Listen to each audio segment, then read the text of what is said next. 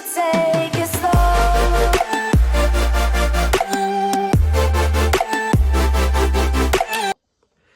Hey, what's up, YouTube?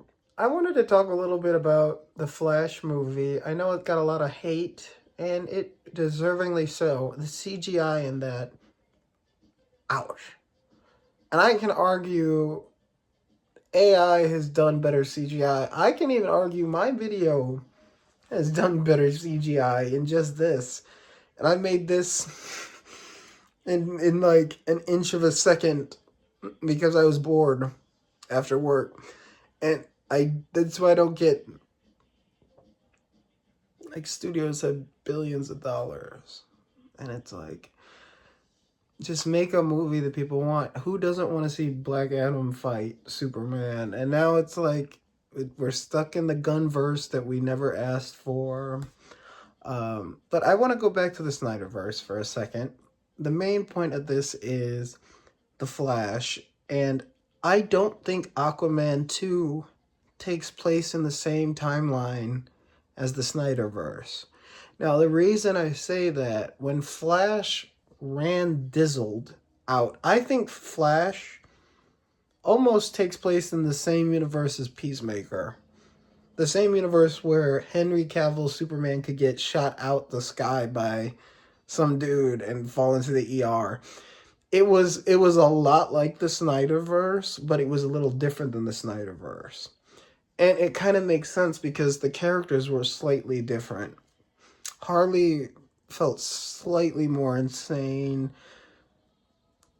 They're definitely going the boys route with the superhero genre. I think that's what they're edging for.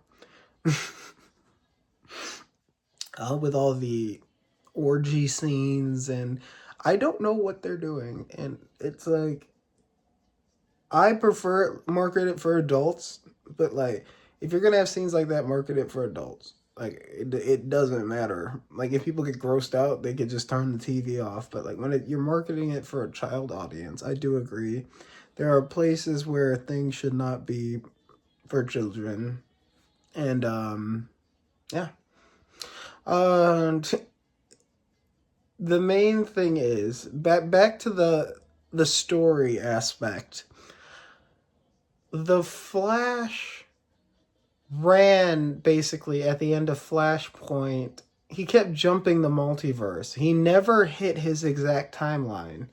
Now, I can almost argue, I'm not even sure if he can get back to his original timeline, because the way they kind of skimmed over it with a little pasta sauce, and they're like, you're running over this. So if he slightly moves an inch, so that means he's just altering the timeline and moving through it.